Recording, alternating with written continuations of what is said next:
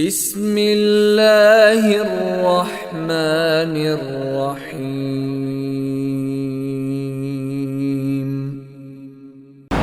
السلام عليكم ورحمة الله وبركاته. الحمد لله نحمده ونستعينه ونستغفره ونعوذ بالله من شرور أنفسنا ومن سيئات أعمالنا من يهده الله فلا مضل له ومن يضلل فلا هادي له أشهد أن لا إله إلا الله وحده لا شريك له وأشهد أن محمدا عبده ورسوله أما بعد. கண்ணியத்திற்குரிய எல்லாம் வல்ல அல்லாஹ்வின் அடியார்களே, ஈமானிய பயிற்றுவித்தல் என்ற தலைப்பிலே வணக்க வழிபாடுகளின் முக்கியத்துவம் குறித்து நேற்றைய வகுப்பிலே நாம் பார்த்தோம். அந்த வணக்க வழிபாடுகளிலே பிரதான வணக்க வழிபாடு தொழுகை குறித்து இன்றைய இந்த வகுப்பிலே நானும் நீங்களும் பார்க்க இருக்கின்றோம். அனஸ் இப்னு மாலிக் ரலியல்லாஹு அன்ஹு அவர்கள் அறிவிக்கின்றார்கள், கானத் ஆம்மத்து வசியத்தி ரசூலில்லாஹி ஸல்லல்லாஹு அலைஹி வஸல்லம் ஹீன ஹதரத்துஹுல் வஃபாத்து. நபிகள் நாயகம் ஸல்லல்லாஹு அலைஹி வஸல்லம் அவர்களுக்கு அந்த மரணம் நெருங்கின அந்த சந்தர்ப்பத்தில் வஹுவ யுகர்கிரு பினஃப்ஸிஹி, தன்னுடைய அந்த உள்ளத்தில் ஹார்ட்டில் அந்த மூச்செடுக்கிற அந்த சவுண்டு, தண்ணி கொதிக்கும் போது வருமில்ல ஒரு சவுண்டு, அந்த சத்தம் வந்த நிலையில் கடைசி தருணத்தில் ரசூலுல்லாஹ்வுடைய வாயிலிருந்து வந்த வார்த்தை அஸ்ஸலாத்து அஸ்ஸலாத்து அஸ்ஸலாத்து, தொழுகையை நீங்கள் கடைப்பிடிங்கள், தொழுகையை விட்டுவிடாதீர்கள் என்ற வசியத்து கடைசி நேர உபதேசமாக இருந்துச்சு அப்படின்னு சொல்லி அனஸ் ரலியல்லாஹு அன்ஹு அவர்கள் சொல்கின்றதை பார்க்கலாம். அதே போல நபிகள் நாயகம் ஸல்லல்லாஹு அலைஹி வஸல்லம் அவர்கள் கூறுகின்றார்கள், இன்ன அவ்வலமா யுஹாசபு பிஹில் அபுது யௌமல் கியாமத்தி, நாளை மறுமை நாளையில் ஒரு அடியானிடம் அல்லாஹ் கேட்கப் போகின்ற முதலாவது கேள்வி தொழுகை குறித்து. ஃபைன் ஸலஹத், அந்த கேள்விக்கு அவன் சரியான முறையில் பதிலை அளித்து விட்டான் என்றால் ஃபகத் அஃப்லஹ வாஞ்சஹ, அவன் வெற்றி பெற்ற ஒருவனாக ஆகிவிடுவான். வஇன் ஃபஸதத், தொழுகை குறித்து கேட்கப்படுகின்ற அந்த கேள்விக்கு அவன் பதிலளிக்கவில்லையானால் ஃபகத் ஹாப வ ஹஸிர, அவன் நஷ்டமடைந்த ஒருவனாக மாறிவிடுவான் என்று ரசூல் ஸல்லல்லாஹு அலைஹி வஸல்லம் அவர்கள் சொல்கின்றதை பார்க்கலாம். அல்லாஹ்வை ஏற்றுக்கொண்ட, மறுமையை ஏற்றுக்கொண்ட ஒரு மூமினுடைய பிரதான வணக்க வழிபாடே தொழுகைதான். ரசூலுல்லாஹ் கிட்ட இஸ்லாம் குறித்து கேட்குறாங்க. ரசூல் ஸல்லல்லாஹு அலைஹி வஸல்லம் அவர்கள் அல்லாஹ்வையும் தூதராகி என்னையும் ஏற்றுக்கொள்வதோடு அதற்கு அடுத்தபடியாக சொல்லக்கூடிய வணக்கமே இகாமத்து ஸலாஹ், தொழுகையை நிலைநாட்டுவது. அதுக்கப்புறம்தான் ஜக்காத்து, அதுக்கப்புறம்தான் நோன்பு, அதுக்கப்புறம்தான் ஹஜ்ஜி. முதலாக அவனிடத்தில் இருக்க வேண்டிய ஒரு வணக்கம் தொழுகை என்பதை ரசூலுல்லாஹ் சொல்கின்றார்கள். திருமறை குர்ஆனில் அல்லாஹ் சொல்கின்றான், அலிஃப் லாம் மீம் ஸாலிகல் கிதாபு லா ரைப ஃபீஹி ஹுதல் லில் முத்தகீன், இது அல்லாஹ்வுடைய வேதம், இந்த வேதம் தக்வா உள்ளவர்களுக்கு வழிகாட்டும், நேர்வழியை கொடுக்கும். அவர்களுடைய பண்புகளை பற்றி சொல்லும்போது முதலாவது பண்பு, தக்குவா உள்ளவங்களுடைய முதலாவது பண்பு, அல்லதீன யுகீமூன ஸலாத்த, அவர்கள் தொழுகையை நிலைநாட்டுவார்கள். தக்குவா உள்ள, அல்லாவை அஞ்சக்கூடிய, நாங்கள் தக்குவாவுக்கு உண்டான அந்த வரைவிலக்கண டெஃபினேஷனை பார்த்தோம். அப்போ அல்லாஹ் ஒருத்தன் என்னை கண்காணித்து கொண்டிருக்கின்றான் என்ற எண்ணத்தோடு அந்த நினையோடு வாழுகின்ற ஒருவனிடத்தில் இருக்க வேண்டிய ஒரு பண்பாக அல்லாஹ் சொல்கின்றான், அல்லதீன யுகீமூன ஸலாத்த, தொழுகையை அவன் நிலைநாட்டுவான். நாங்கள் இதற்கு முன்னாடி ஒரு வசனம் பார்த்தோம். மூமின்கள் எப்படிப்பட்டவர்கள் என்றால், இதா துக்கிரல்லாஹ், அல்லாவை அவர்களிடத்தில் ஞாபகப்படுத்தப்பட்டால், வஜிலத் குலூபுஹும், அவர்களுடைய உள்ளங்கள் நடுநடுங்கும் அப்படின்னு சொல்லி அந்த வசனத்தினுடைய அடுத்த தொடரில் அவர்களுடைய பண்புகளை பற்றி அல்லாஹ் சொல்கிறான். உள்ளம் நடுநடுங்கும், அவர்கள் இந்த மாதிரி இருப்பாங்கன்னு சொல்லிட்டு அதுக்கு அடுத்த வசனத்தில் அல்லாஹ் சொல்கிறான், அல்லதீன யுகீமூன ஸலாத்த, அந்த உள்ளம் நடுநடுங்கக்கூடிய மூமின்களுடைய முதலாவது பண்பாக இருக்கும் வணக்க வழிபாடுகளில் தொழுகையை நிலைநாட்டுபவர்களாக இருப்பார்கள் அப்படின்னு சொல்லி. சரி, இந்த தொழுகை எந்த அளவுக்கு முக்கியம் ஒரு மூமினுடைய வாழ்க்கையில், ஒரு மூமினுடைய வாழ்க்கையில் எந்த அளவுக்கு முக்கியம்? என்னன்னா, எங்களோட வாழ்க்கையில் எந்த அளவுக்கு முக்கியம் என்றது எங்களோட ஆள் மனதில் கை வச்சு எங்கள் ஒவ்வொருத்தரும் கேட்டுக்கிட்டால் எங்களுக்கு தெரியும். என்னுடைய மனைவிக்கு அப்புறம்தான் என்னுடைய தொழுகை, என்னுடைய குழந்தைகளுக்கு அப்புறம்தான் என்னுடைய தொழுகை, என்னுடைய அன்றாட வியாபாரத்துக்கு அப்புறம்தான் என்னுடைய தொழுகை, என்னுடைய தூக்கத்துக்கு அப்புறம்தான் என்னுடைய தொழுகை, எனக்கு நேரம் இருந்தால் தான் எனக்கு தொழுகை. இப்படி பல்வேறு காரணங்களுக்கு அப்புறம் தொழுகையே கொண்டு வந்து வைக்கக்கூடியவங்களாக நானும் நீங்களும் இருக்கின்றோம். ஆனால் ஒரு மூமினுடைய வாழ்க்கையில் இந்த தொழுகை எந்த அளவுக்கு அவசியம், எந்த உச்சகட்டத்தில் இருக்க வேண்டும் என்பதற்கு ஒரே ஒரு சம்பவம் தான். அந்த சம்பவம் போதும் இந்த தொழுகை எவ்வளவு முக்கியமானது என்பதை உணர்த்துவதற்கு. அப்துல்லா என்று சொல்லக்கூடிய நபித்தோழர் ஆயிஷா ரதியல்லாஹு அவங்க கிட்ட வந்து கேட்குறாங்க, ரசூலுல்லாஹ் அவங்களுடைய கடைசி நேரம் அந்த அவங்களுடைய அந்த அவதிகள், அவங்க பட்ட கஷ்டங்களை பற்றி கொஞ்சம் சொல்லுங்களே அப்படின்னு சொல்லி. அப்போ ஆயிஷா அம்மையார் சொல்கிறாங்க, ஒரு நாள் தொழுகையுடைய நேரம், ரசூலுல்லாஹ் திரையை அகற்றி பார்க்குறாங்க, சஹாபாக்கள் எல்லாம் தொழுகைக்காக வேண்டி வெயிட் பண்ணிக்கிட்டு இருக்கிறாங்க.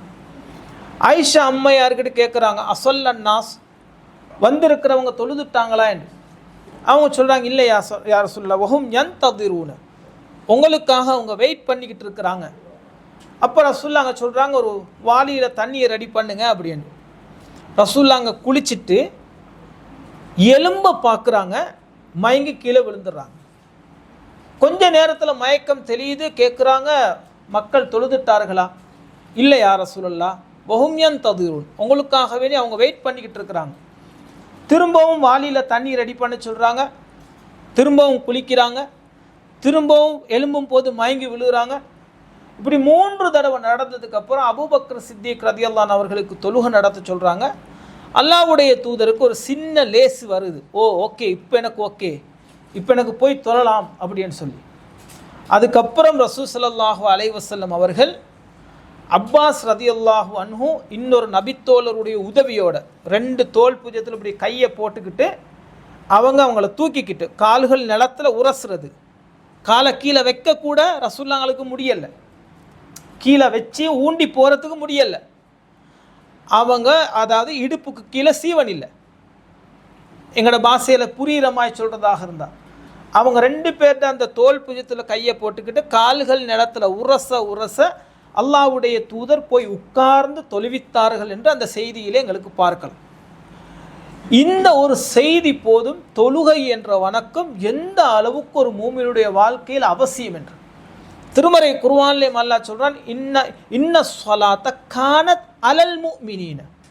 நாங்கள் ஈமான் என்றா என்ன, ஈமானுக்கு ஒரு மூமின் எப்படி இந்த உலகத்தில் வாழ வேண்டும், அவன் யாருக்கு முக்கியத்துவம் கொடுக்க வேண்டும், அவனுடைய உணர்வுகளை யார் ஆளணும், இப்படியெல்லாம் ஆரம்பத்தில் நாங்கள் பார்த்தோம். அல்லாஹ் சொல்கின்றான், இன்ன ஸலாத்த கானத் அலல் முஃமினீன, தொழுகை என்பது முஃமின்களுக்கு, அல்லாஹ்வை நம்பிக்கை கொண்ட மறுமையை நம்பிக்கை கொண்டவர்களுக்கு கிதாபம் மௌகூத்தா, நேரம் குறிப்பிடப்பட்ட ஒரு வணக்கம் என்று அல்லாஹ் சொல்கின்றான். கட்டாய வணக்கம்.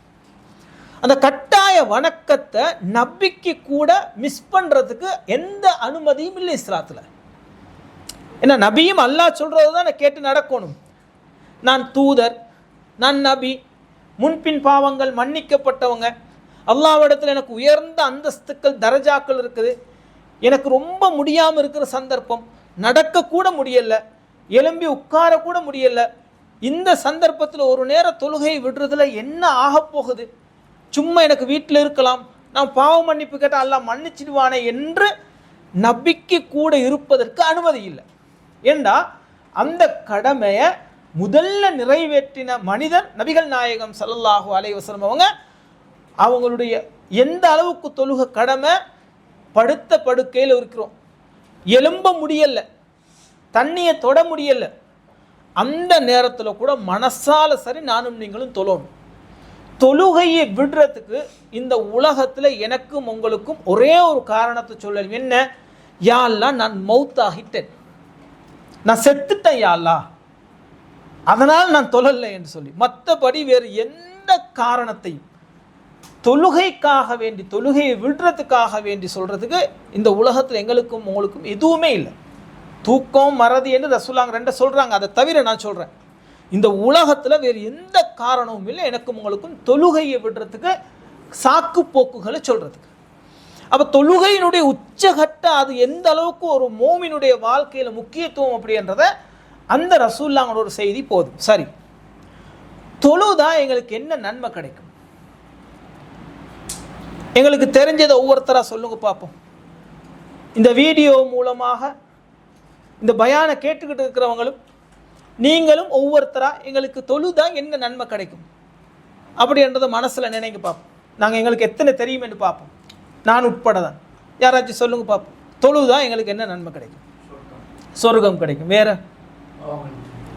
பாவங்கள் மன்னிக்கப்படும். வேற? மன நிம்மதி. வேற?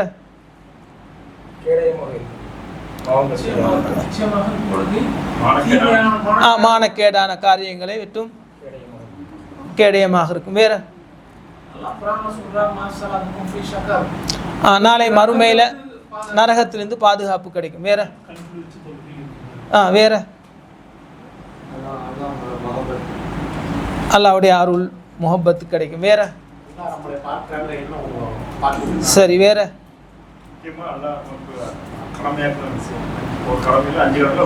ஒன்று. சரி, இப்போ நாங்கள் பார்ப்போம் ஒவ்வொன்றா. ஏண்டா ஒரு ஆசை வரணுமா இல்லையா? அட இது ஒன்று, இது எவ்வளோ இம்பார்ட்டன்ட் முக்கியம்ன்றதை பார்த்துட்டோம். தொழுகிறதுக்கு ஒரு ஆசை வரணுமா இல்லையா? அப்படி தானே? இந்த கல்லை அந்த இடத்துக்கு 10 கிலோமீட்டர் தாண்டி போய் விற்றா எனக்கு எக்ஸ்ட்ரா 10,000 ரூபா லாபம் கிடைக்கும் என்று சொன்னால் அந்த 10 கிலோமீட்டர் போகிற அந்த கஷ்டத்தை நானும் நீங்களும் பார்க்க மாட்டோமே. அப்படி தானே? அங்கே போகிறதுக்கான ஒரு ரிஸ்க், ஒரு சிரமத்தை நானும் நீங்களும் எடுப்போம். பொதுவாக மனிதனுடைய இயல்பு. அதே போல தான் இந்த தொழுகையில் எவ்வளோ நன்மைகளை அல்லாஹ் வச்சிக்கிறான் என்று பொதுவான நன்மைகளை நானும் நீங்களும் அறிஞ்சோம் என்று சொன்னால் இதை மிஸ் பண்ண மாட்டோம். முதலாவது நன்மை என்னன்னு சொன்னால், இந்த தொழுகையின் மூலமாக எங்களுடைய பாவங்கள் மன்னிக்கப்பட்டு தூய்மையான கண்ணியமான ரிஸ்க் அல்லாஹ் தர்றதாக சொல்கின்றான். ஹுமுல் முஃமினூன ஹக்கா அல்லாஹ் சொல்கின்றான். யார் தொழுகையை கடைபிடித்து அல்லாஹ் சில பண்புகளை சொல்லி அதில் தொழுகையும் சொல்லி சொல்கிறான், அவர்களே உண்மையான மூமின்கள். ஹுமுல் முஃமினூன ஹக்கா, அவர்களே உண்மையான மூமின்கள். லஹும் தரஜாத்துன் இன்த ரப்பிஹிம், அல்லாஹ்விடத்தில் அவங்களுக்கு பல அந்தஸ்துக்கள், பல படித்தரங்கள் இருக்குது. வமக்ஃபிரத்துன், அல்லாஹ் அவர்களுடைய பாவங்களை மன்னிக்கின்றான். வரிஸ்குன் கரீமுன், நல்ல தூய்மையான கண்ணியமான ரிஸ்கை அல்லாஹ் அவர்களுக்கு வழங்குவான் என்று அல்லாஹ் சொல்கின்றான். அப்போ தொழுதா முதலாவது என்னன்னு சொன்னால் பல அந்தஸ்துக்கள் தரஜாக்கள் கிடைக்கிறதோடு எங்களுடைய பாவங்கள் மன்னிக்கப்படும். இது முதலாவது. ரெண்டாவது என்னன்னு சொன்னால், தொழுதா இன்னொரு இடத்துல அல்லாஹ் சொல்கின்றான், எங்களுடைய பாவம் அல்லாஹ் இன்னொரு பாவங்கள் மன்னிக்கப்படும் என்று அல்லாஹ் நேரடியாகவே இன்னொரு இடத்துல சொல்கிறான். வஅகிமி ஸலாத்த தரஃபை நஹாரி வஸுலஃபம் மினல் லைலி, பகலின் இரு ஓரங்களில் இருக்கக்கூடிய தொழுகைகளையும் இரவில் இருக்கக்கூடிய அந்த தொழுகையையும் நீங்கள் நிலைநாட்டுங்கள். இன்னல் ஹசனாத் யுத்ஹிபுன ஸய்யிஆத், நீங்கள் செய்யக்கூடிய இந்த தொழுகை என்ற இந்த வணக்கம் உங்களுடைய பாவங்களை போக்கிவிடும் என்று அல்லாஹ் சொல்கின்றான். சரி, இது ரெண்டாவது. மூணாவது என்னன்னு சொன்னா, இறைவனுடைய அந்த அருளை அல்லாஹ் எங்களுக்கு தருவார். இவர் சொன்னார் இல்லை, அல்லாஹ்வுடைய முஹப்பத், அல்லாஹ்வுடைய அன்பு பாசம் கிடைக்கும் என்று சொல்லி. அல்லாஹ்வுடைய அன்பு எங்களுக்கு கிடைக்கிறன்றது சாதாரணமான ஒன்று அல்ல. திருமறை குர்ஆன்ல அல்லாஹ் சொல்றான், வ அகீமுஸ் ஸலாத்த, தொழுகையை நிலைநாட்டுங்கள், வ ஆத்து ஸகாத்த, ஸகாத்தை கொடுங்கள், வ அத்தீஉர் ரசூல, இந்த தூதருக்கு நீங்கள் கட்டுப்படுங்கள், லஅல்லக்கும் துர்ஹமூன், நீங்கள் அருள் செய்யப்படுவீர்கள், அல்லாஹ்வுடைய அன்பு உங்களுக்கு கிடைக்கும் என்று திருமறை குர்ஆன்ல அல்லாஹ் எனக்கும் உங்களுக்கும் வாக்களிக்கின்றான். இது மூணாவது. நாலாவது, திருமறை குர்ஆன்ல அல்லாஹ் சொல்கின்றான், இன்ன ஸலாத்த, நானா சொன்னது, நிச்சயமாக தொழுகை, தன்ஹா அனில் ஃபஹ்ஷாஇ வல் முன்கர், மானக்கேடான தீமைகளை உங்களை விட்டு தடுக்கும். தொழுகை என்பது மானக்கேடான காரியங்களையும் தீமைகளையும் தடுக்கும். ஒருத்தன் தொழுதுகிட்டே மானக்கேடான காரியங்களை அவன் செய்கிறான்டா அவன் ஒழுங்கா தொலை இல்லைன்னு அர்த்தம். ஒரு மானக்கேடான காரியம் ஒரு 2-3 சொல்லுங்க பார்ப்போம். விபச்சாரம் வேற, மது அருந்துறது வேற, வட்டி, பொய் பேசுறது வேற, தப்பானதை கண்ணால பார்க்கறது வேற, புறம் பேசுறது வேற, திருடுறது, இதெல்லாம் எங்ககிட்ட இருக்குதுன்னு சொன்னா அல்லாஹ் சொல்கின்றான். இது எதுக்கு நான் உங்ககிட்ட கேட்டுட்டு சொல்றேன்னு சொன்னா, நான் உட்பட தான் எங்களோட தொழுகை இன்னமே சீராகல்ல, ஒழுங்காகல்லன்றதுக்கான அடையாளம் தான். நான் நேற்று சொன்னா இல்லையா, நாங்கள் தொழுகிற தொழுகை ஏற்றுக்கொள்ளப்பட்டுச்சா இல்லையா என்றது கூட எங்களுக்கு தெரியுமான்னு கேட்டனா இல்லையா. நாங்கள் தொழுகிற நாங்கள் என்ன திருப்தி அடைஞ்சு கொள்கிறோம், ஓ நான் துஹரை தொழுதுட்டேன், அசரை தொழுதுட்டேன், மகரிபை தொழுதுட்டேன், இஷாவை தொழுதுட்டேன். இந்த தொழுகை ஏற்றுக்கொள்ளப்பட்ட தொழுகையா இல்லையா என்பது என்ன உத்தரவாதம்? அந்த உத்தரவாதம் தான் இந்த மானக்கேடான காரியங்கள் என்னிடத்துல உங்களிடத்தில் இருக்குது என்று சொன்னா என்ன அர்த்தம்? என்ன, நாங்கள் முறையாக தொழில். ஏன்னா நான் ஆரம்பத்தில் சொன்ன வசனம் என்ன, இந்த குர்ஆன் தக்வா உள்ளவங்களுக்கு வழிகாட்டும். அவருடைய பண்பா என்ன சொன்னேன், அல்லதீன யுகீமுன ஸலா. தக்வாவுக்கு நான் டெஃபினேஷன் என்ன, காலையில் இருந்து இரவு படுக்கைக்கு போகும் வரைக்கும் அல்லாஹ் என்னை கண்காணித்து கொண்டு பார்த்து கொண்டிருக்கிறான். நான் தொழுத நிலையிலையும் அல்லாஹ் பார்த்து கொண்டிருக்கிற எண்ணம் இல்லாம இது அத்தனை பாவங்களையும் மானக்கேடான காரியங்களையும் செய்தேன்னு சொன்னா, தொழுகிற நேரத்தில் மட்டும்தான் என் ரப்பை நான் நினைக்கிறேன், மற்ற நேரத்தில் அல்லாஹ் ஒருத்தர் இருக்கிறான் என்ற நினைப்பு எண்ணம் என்னிடத்துல உங்களிடத்துல இல்லை. அப்ப அல்லாஹ் என்ன சொல்றான்டா, இன்ன ஸலாத்த, நிச்சயமாக தொழுக. அல்லாஹ் உறுதியாக சொல்றான், சும்மா அஸ்ஸலாத்துன்னு சொல்ல இல்லை, உறுதியாகவே இந்த தொழுக முறையாக எனக்கு மாத்திரம் நீங்கள் மறுமையுடைய நன்மை எதிர்பார்த்து செய்தீர்களே ஆனால் தன்ஹா அனில் ஃபஹ்ஷாஇ வல் முன்கர், மானக்கேடான காரியங்களையும் உங்களை விட்டு தடுக்கும், தீமைகளையும் உங்களை விட்டு தடுக்கும் என்று திருமறை குர்ஆன்ல அல்லாஹ் சொல்லி காண்பிக்கின்றான். எனவே நாங்கள் ஒவ்வொருத்தரும் எங்களோட ஆள் மனதில் கை வைத்து பார்க்க வேண்டும், இந்த தொழுகை, நான் தொழுகின்ற தொழுகை என்ன இந்த பாவங்களை விட்டும் தடுத்திருக்கின்றதா அப்படின்னு. தடுக்கவில்லையானால் என்னுடைய தொழுகை இன்னமே சீராகவில்லை, அதை நான் சீர்படுத்தி கொள்ள வேண்டும் என்ற ஒரு எண்ணம் எங்களுக்குள்ள கொண்டு வரணும். ரொம்ப முக்கியமான ஒரு பகுதி. நாங்கள் இவ்வளோ காலமாக தொழுது கொண்டிருக்கிறோம், ஆனால் அந்த தொழுகைக்கு உண்மையான ஒரு மூமினாக, அந்த தொழுகைக்கு உண்மையான வடிவம் கொடுக்கக்கூடிய ஒரு மூமினாக நானும் நீங்களும் இருக்கின்றோமா என்பதை ஒரு கணம் சிந்தித்து பார்க்க வேண்டும். நானும் தான் நீங்களும் தான். எனவே இந்த ஈமானிய பயிற்றுவித்தல்ல மிக முக்கியமான ஒரு பகுதி இந்த தொழுகை என்பது. எத்தனையோ பயான்கள் கேட்டிருப்போம், ஆனால் நாங்கள் கொஞ்சம் பேச்சோட பேச்சா இந்த செய்திகளை பார்க்கும்போது எங்களோட மனசில் ஆழமாக இறங்கும். நாங்கள் சிந்திக்கணும், இவ்வளவு காலம் இவ்வளவு சிரமப்பட்டு ரிஸ்க் எடுத்து நான் தொழுகிறேனே, அல்லாஹ் சொல்கின்ற இந்த பண்பு என்னிடத்தில் இருக்கின்றதா, இந்த தொழுகை என்னிடத்தில் உயிரோட்டம் உள்ள ஒன்றாக இருக்கின்றதா, அல்லாஹ் எதிர்பார்க்கின்ற அந்த உண்மையான விசுவாசியாக இந்த தொழுகை என்னை மாற்றி இருக்கின்றதா என்பதை நானும் நீங்களும் ஒரு கணம் சிந்தித்து பார்க்க வேண்டும். அப்ப இந்த தொழுகையினுடைய 4வது நன்மை, அது மானக்கேடான வெறுக்கத்தக்க தீமைகளை விட்டும் எண்ணம் என்னையும் உங்களையும் தொழுக தடுக்கும். சரி, அடுத்த 5வது நன்மை என்ன? அல்லாஹ் சொல்கின்றான், கத அஃப்லஹல் முஃமினூன், மூமின்கள் வெற்றி பெற்று விட்டார்கள், மூமின்கள் வெற்றி பெற்று விட்டார்கள். அவங்களுடைய பண்புகளை சொல்லும் போது அல்லாஹ் சொல்கின்றான், வல்லதீனஹும் அலா ஸலவாத்திஹிம் யுஹாஃபிலூன், அவர்கள் அவர்களுடைய தொழுகைகளை பேணி தொழக்கூடியவங்களாக இருப்பாங்க.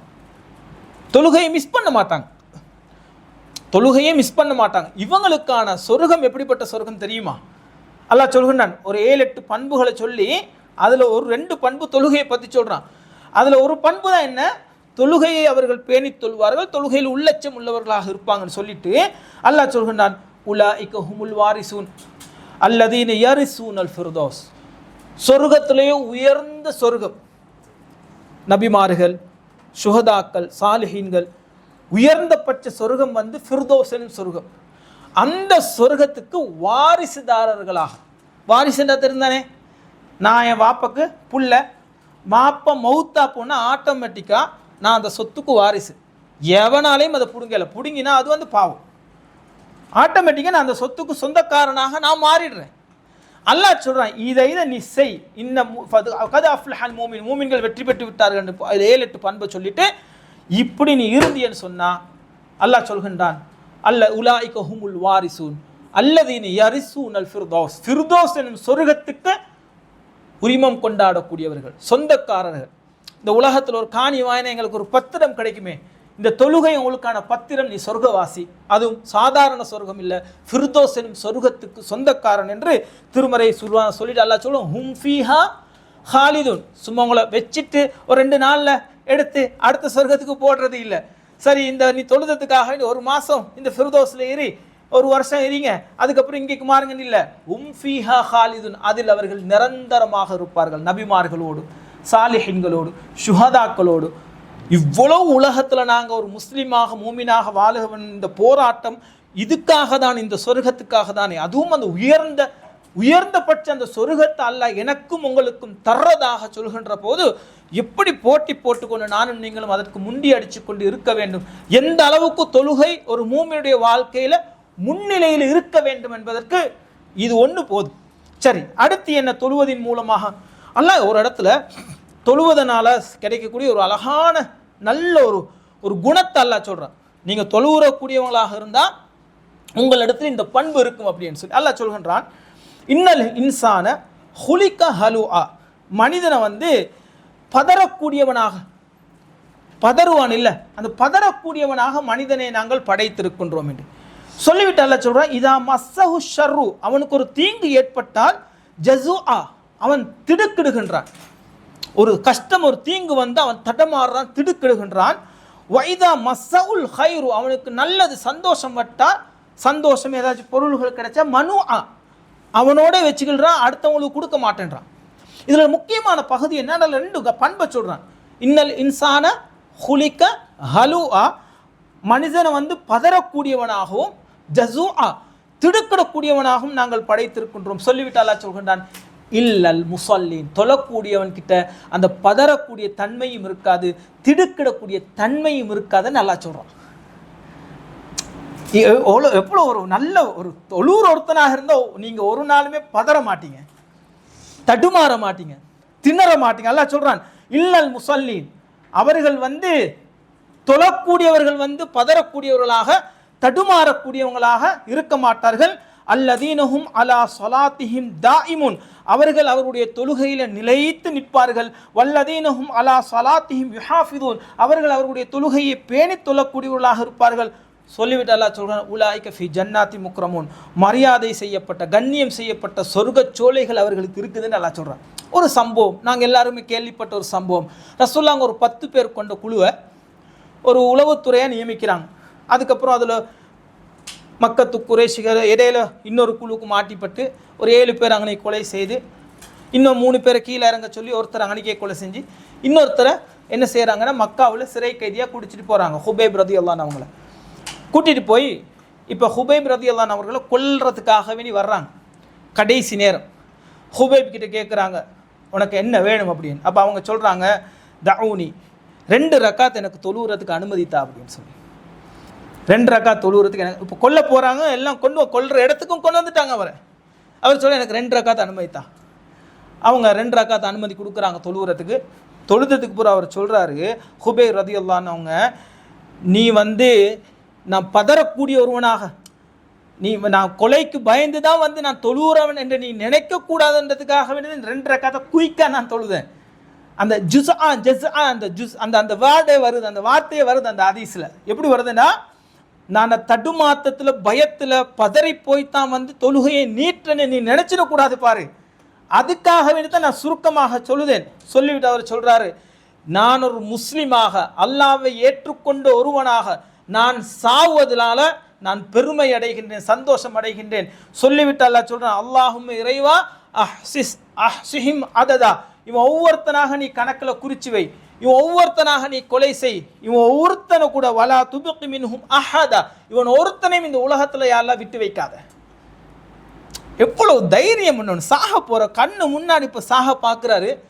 ஒரு சின்ன பதட்டம் கூட இல்லாமல், நடுக்கம் இல்லாமல், தடுமாத்தம் இல்லாமல், ரிலாக்ஸாக என்னுடைய ரப்பை வணங்க வேண்டும் என்று சொல்லி இந்த 2 ரக்காத் தொழுதுட்டு அதுக்கப்புறம் வந்து நான் முஸ்லீமாக சாகிறதுல, கொலை செய்யப்படுறதுல எனக்கு கொஞ்சமும் கவலை இல்லை, என்னுடைய ரப்புடைய அந்த சந்தோஷத்தை மகிழ்ச்சியை எதிர்பார்த்து நான் போகின்ற ஒருவன் என்று அந்த சந்தோஷமாக சொல்லி அவன் கண்ணு முன்னாடியே அல்லாஹ் இவன் ஒவ்வொருத்தனா கணக்கு குறித்து வச்சுக்க என்று அவனுக்கும் அந்த இடத்துல சாபத்தை வச்சுட்டு அல்லாஹ் இடத்துல பொறுப்பு சாட்டிட்டு அதுக்கப்புறம் அடுத்த செகண்ட் அவருடைய கழுத்தை வெட்டி கொலை செய்யப்படுகின்றார்.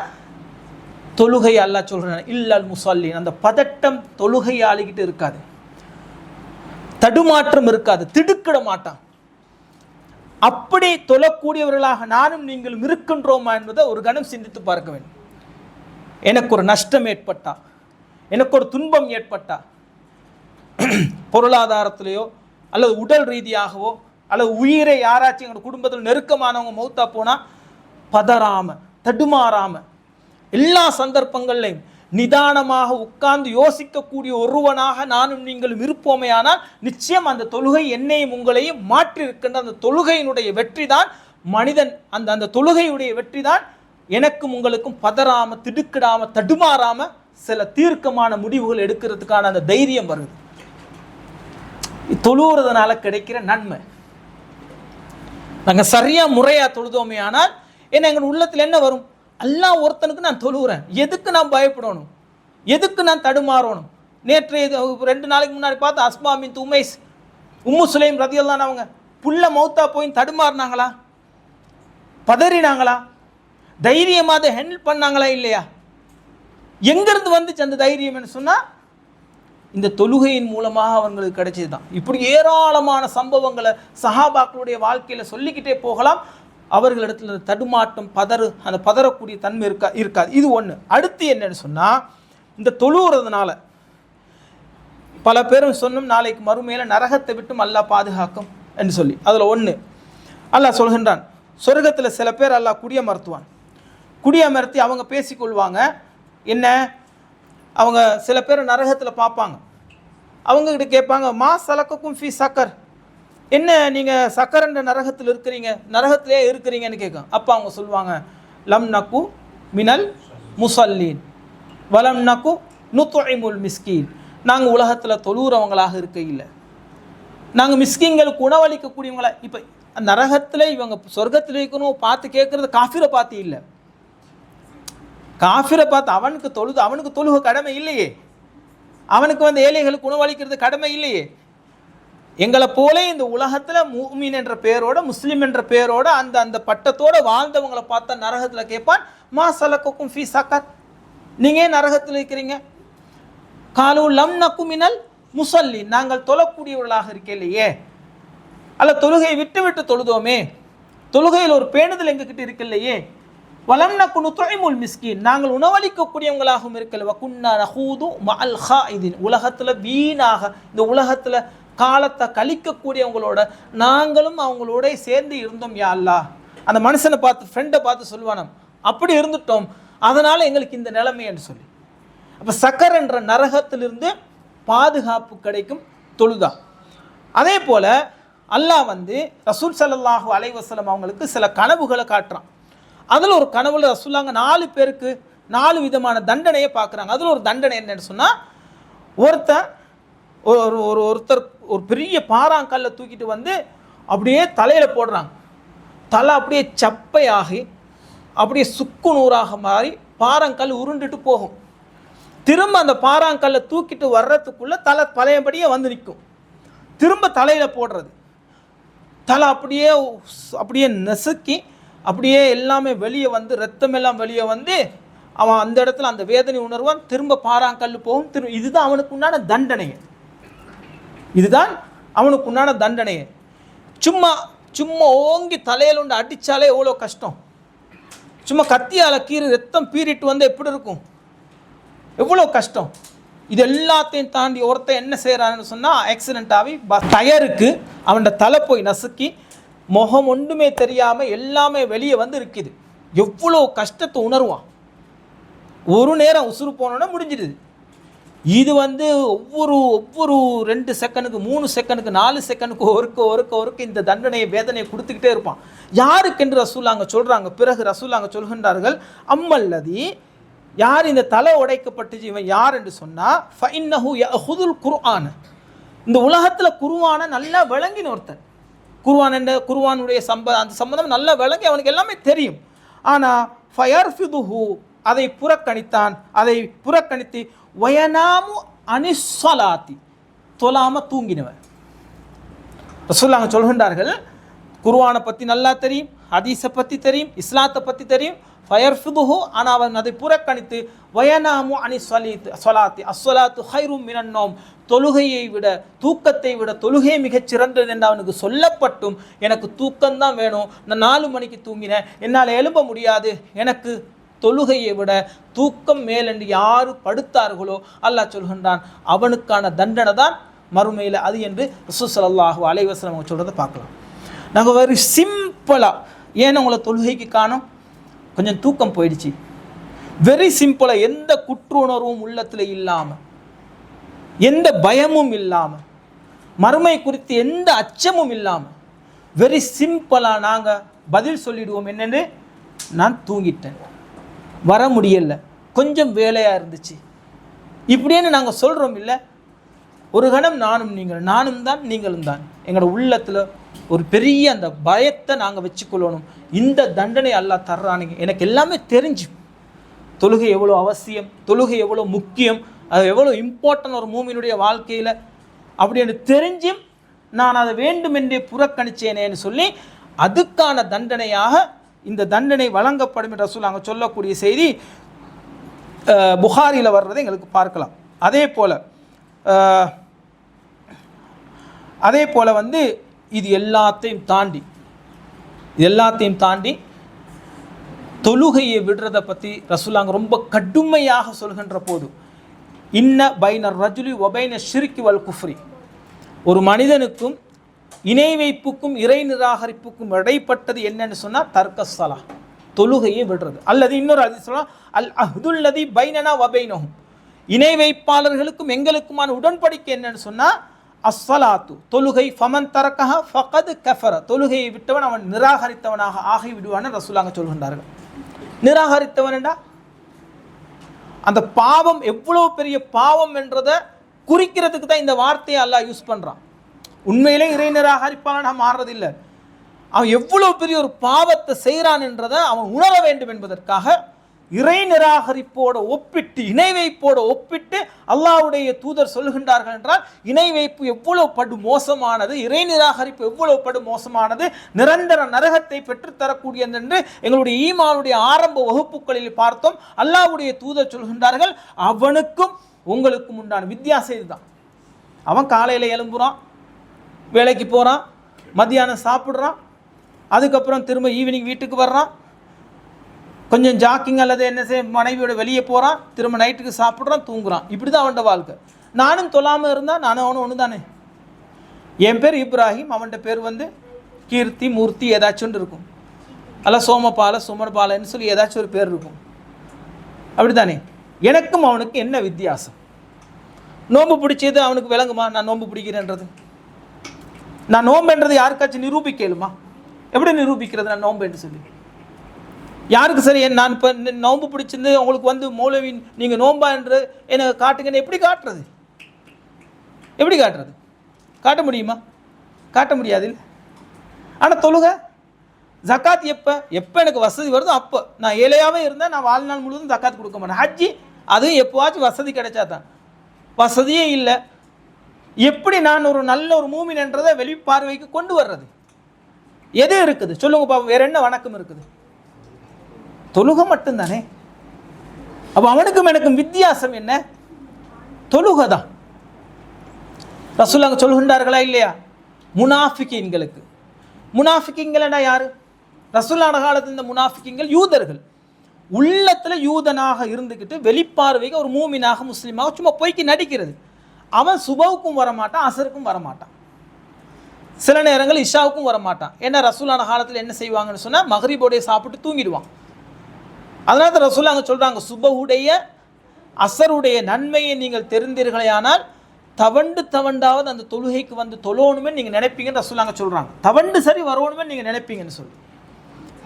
அப்போ என்னன்னு சொன்னால் வந்து தொழுகையை விட்டுறவனை அந்த அளவுக்கு ரசூலுல்லாஹ் ஒப்பிட்டு சொல்கிறாங்க. உயர்ந்தபட்ச ஒரு மோசமான ஒப்பிடுதல் இந்த உலகத்தில் ஒரு மூமினை ஒரு முஸ்லீமுடைய தாய் தந்தையினுடைய வயிற்றில் நானும் நீங்களும் பிறந்து அல்லாஹ்வை நம்பிக்கை கொண்டு மறுமையை நம்பிக்கொண்டு இந்த உலகத்தில் முஸ்லீம் என்ற பெயர் தாங்கியாக வெளியில் வாழ்ந்து கொண்டு இவ்வளவு மோசமான ஒரு பட்டத்தை மோசமான ஒரு குணத்தை கொண்டவனாக நாங்கள் இருக்குது எவ்வளவு பெரிய ஒரு துர்பாக்கிய நிலைன்னு பாருங்க.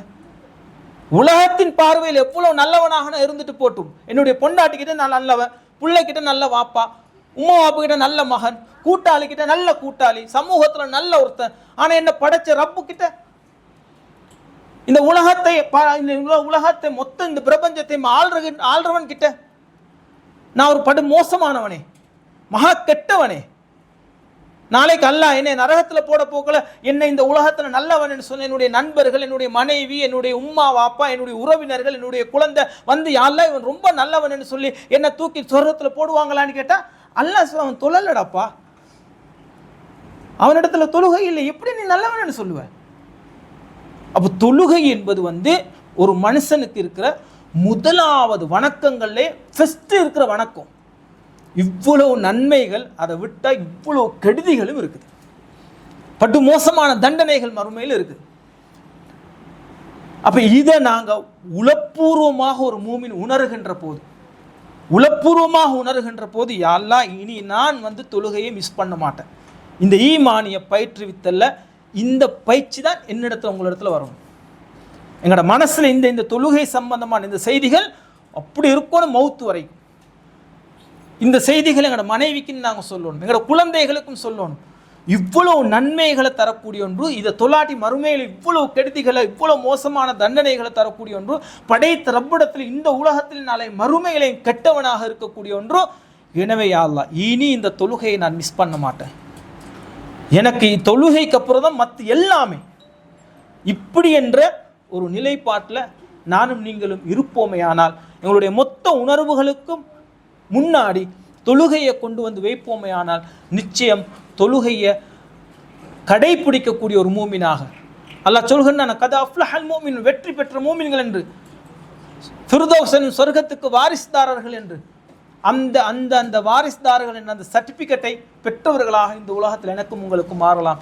எனவே இந்த தொழுகையினுடைய அவசியம் அது எந்த அளவுக்கு முக்கியம், அதனால் என்னென்ன நன்மைகள் கிடைக்குது அப்படின்றது இன்றைய வகுப்பில் நாங்கள் பார்த்தோம். இன்ஷா நாளைய வகுப்பில் தொழுகிறதுனால அல்ல ஜமாத்தோடு தொழுகிறதுனால அந்த தொழுகைக்காகவே நாங்கள் தயாராகிறதுனால என்னென்ன நன்மைகளை என்னென்ன வெகுமதிகளை அல்லாஹ்வுடைய தூதரும் வைத்திருக்கின்றார்கள் அப்படின்றத நாங்கள் பார்க்க இருக்கிறோம். எனவே இந்த உரைகளை கேட்கின்ற போது தொழாத ஒருத்தனுக்கு ஆசை வரணும்.